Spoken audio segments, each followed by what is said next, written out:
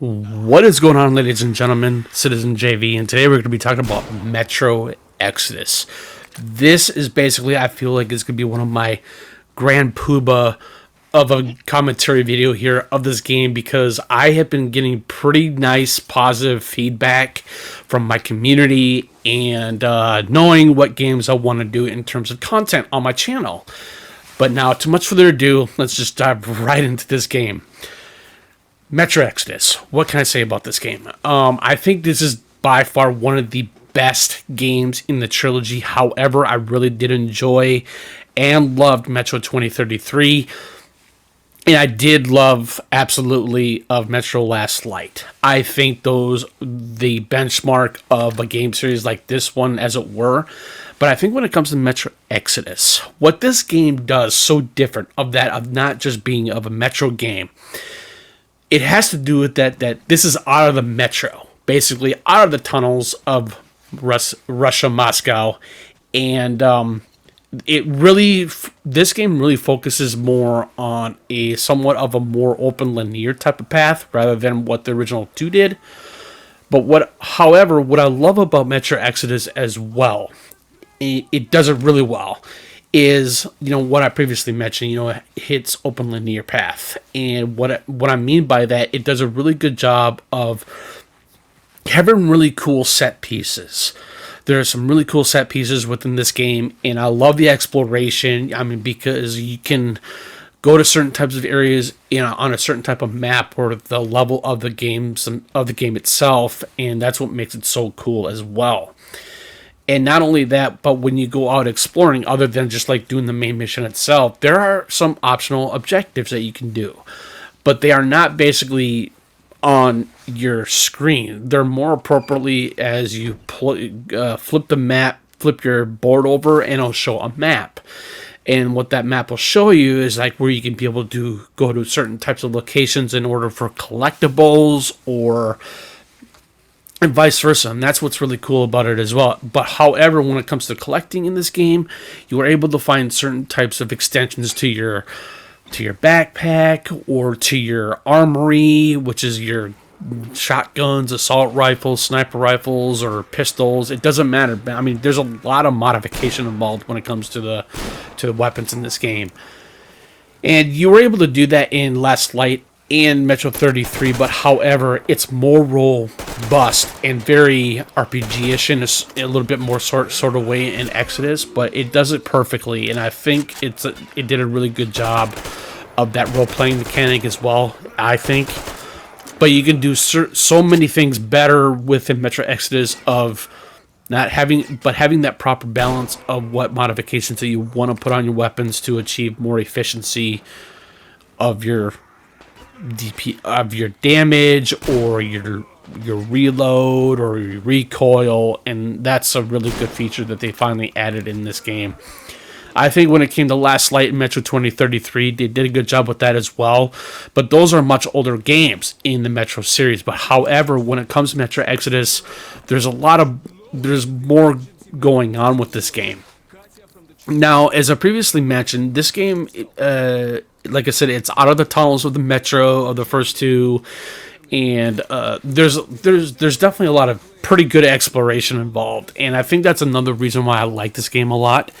But however, I love the Metro series. I think it's one of the most interesting and very captivating series. These games are indeed based on the Metro games or the Metro novels, as it were, as well, and which I haven't read yet. I do eventually want to read the novels, but however, I love the games to a whole new level. I think it really shows that what these games can do in terms of storytelling, and how different that these games can be in terms of the knowledge that you can gain from the novels as well. So, point being, I think when it comes to these Metro games, I think I'm hoping for a new one that's going to be coming out probably in the next 2 years. I don't know what it's going to be called, but I do know it's going to be Metro 4. And I'm really hoping what they're going to do with that one. Now, what I really want to talk about here, too, is what I love about this game. I know I keep on saying that, but I praise this game a lot, and I praise this series a lot because it's not just because of its shooter aspect and concept of it. It has to do. It's the story. I love the story of all three, and I think that what makes these games so special and so unique. But when it comes to Metro Exodus, it's not just about the story. It's the fact that of what you can do to modify your weapons to more extent of efficiency. Now, what I want to say is I love the fact that, they finally decided to go out of the metro, out of the tunnels from the first two, and they did a really good job of wanting to explore. They wanted to have this game a little bit more open worldish to a certain extent. Like I said, it's a linear open world. It's not like open world like most open world games are. Like Assassin's Creed or Far Cry. Now, I do want to do a little bit of a comparison here, as it were. I believe when it comes to open world games specific, I believe that I think Metro Exodus does a better job of it being a linear open world rather than a more open world as like Far Cry or Assassin's Creed. There is one thing I do heavily admit is that when it comes to open world games, they have a massive identity crisis. And what I mean by that, they're not always going to be cut and dry. And when I mean by that, it's always going to be there's always going to be something to do, right? But it can be very, very repetitive, and I think that's where the repetitive lies when it comes to the open world games, specifically in that genre. Whether if it's like I said, whether if it's a first person shooter or like an Assassin's Creed or any other open world game that you could possibly consider as. So now, I think when it comes to Metro Exodus, it's a very I really love its implementation of what it wants to do, and I think it does it perfectly. It's not just you play as Artyom, but he is now married in Metro Exodus to Anna, and there's some really good character progression there. I mean, obviously, the only way that our team speaks is that when you go into loading parts of the game. When you go to a specific area and then it'll not really load, but it will eventually come up with I wouldn't say a cut screen of sorts, but it's like before you start the level, basically he's talking through the narration of that specific type of level before you even start it. That's the only way that RTM talks, but overall, RTM does not talk throughout the whole entire game. But like I said, he will only talk to varies of levels within the game and how they are not just interconnected to the story, but it's just the way how the prologue of of any kind of level selected in the game as well. And that's very unique. I really like the narration beginning of that specific first set level, and it just makes it so interesting and makes it so not really vibrant per se, but it makes it very captivating. It makes it very interesting, and you know what you're going to get yourself into, and it just does it so good. And I think that's why I think the books are so well loved. Like I said, I have not read the novels. I really do. But I understand why these games are so popular, because other than me playing these games as a whole, and I think, but when it comes to the novels are very similar to that of what the Metro games are as well. And I think that's why I think the novels are so absolutely amazing from what I've heard. And like I said, I played all three of these games, and like I said, they are the most fantastic storytelling games I've ever played, other than that they are a first-person shooter concept of the game series as well. And that's another thing I really like about them. Now, I actually really kind of want to talk a little bit about the gameplay in this game. I think the gameplay in this game is it's more, I wouldn't say efficient. It's more robust from the first two.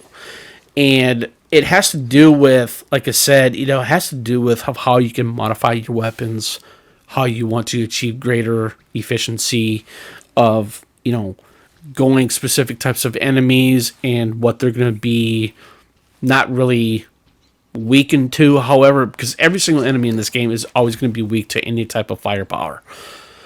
But another thing what I've noticed when it comes to the Metro series as well, other than Exodus, it has to do with that these games are based on a morality system. And so we're going to dive right into that right now. So the morality system in the Metro games it's a very interesting story arc way of how it's going to tell between how you're going to get like a bad ending or a good ending. The best way to achieve the good ending in all three Exodus games is that you want to knock out every single enemy. Yes, you can maybe eliminate maybe one or two enemies, but you don't want to go too far, because if you go too far by killing every single enemy, you will eventually get the bad ending, and that's how the morality system is achieved through these games. And that's what makes these games so unique. And so maybe it can be frustrating because it's like you don't know how you're going to get the good ending or the bad ending. But now you know. All the more reason why I'm explaining that. And I really think that the Metro series overall really explains that perfectly. I mean, you're not always going to get it right off from the bat if you're brand new to this franchise. But however, I do recommend playing the series because, like I said, it's one of the best I've seen. Other than, the Legacy of Kain series, or I can't recall what other game series that does it really good in terms of that type of morality or story system arc or whatever it may be. But however, I think when it comes to the Metro series, it does a really good job of having a proper balance of what the story is going to be if you end up either going through towards the bad ending or the good ending. Now, I want to talk about how to get the good ending here real quick too as well. Now, the only way to get the good ending is, like I said, with the bad ending, like I said, it has to do with how you want to achieve, if you want to eliminate all the enemies without any type of firepower, but just by knocking them out, that's the proper way of getting the good ending. But however, like I said, if you're going to get the bad ending, the only way to achieve that is to just kill everybody outright. That's where the morality system comes in to the Metro series. It's the same thing with Metro 2033. It's the same thing with Metro Last Light, and it's no different in Metro Exodus. So, another thing though too, I think when it comes to Metro Exodus per se, I think I'm trying to find a really good proper word here. It's one of the most amazing games in this series. Other than, like I previously mentioned about it being a linear open worldish type of game to it, and being able to find certain types of collectibles that you can be able to put on your weapons or your gear, like your chest piece or your helmet or what do they call them? The air filters. Sometimes you will get upgrades to those set types of pieces within the game to achieve and have better equipment on you as Artyom. And I think, but when it came to Metro Last Light and Metro 2033, they didn't have that type of system of what Metro Exodus does. And I think that's where Metro Exodus really nails it when it comes to that linear open world exploration. I think it did a massive great job. I love the fact that the company that made these games did such an amazing job of recreating these games to a very unique story and how they are similar to that of the novels. And I really think it's one of the most hardest things you can ever do, in my personal opinion, when it comes to, like reading the novels that are based on the games, or the games are loosely based off the novels and vice versa. And, I do believe it is very hard to do. Yeah, I really do. I'm not saying that as being a professional, but, being a gamer for so long and watching a lot of movies that are based off or loosely based off a novel or a video game, it's not always going to be the same And sometimes that can be a good thing, but it depends on how it's going to be achieved. It depends on how good the game is going to be written, and how it can be maybe somewhat similar or maybe the same to the novels or vice versa. But there's always going to be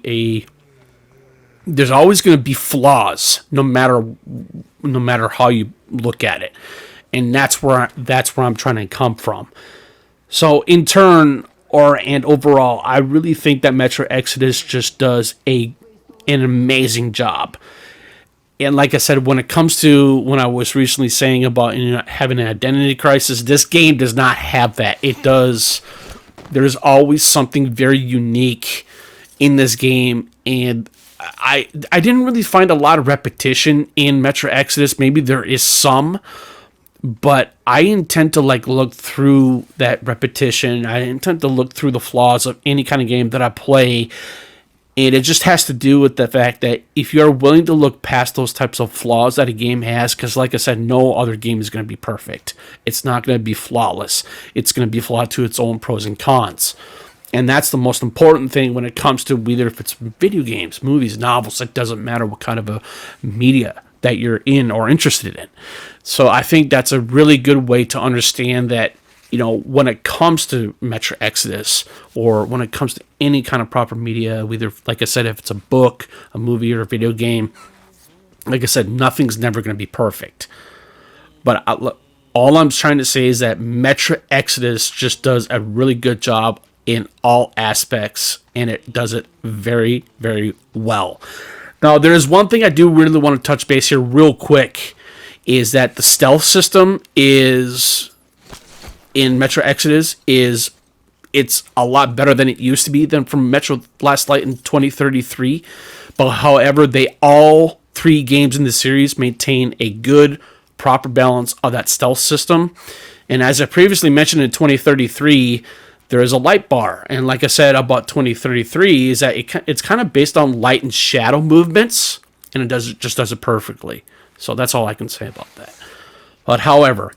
But if you have any comments or questions, please feel free to put them in the comment section below. I'll be more than happy to reply back if and whenever possible.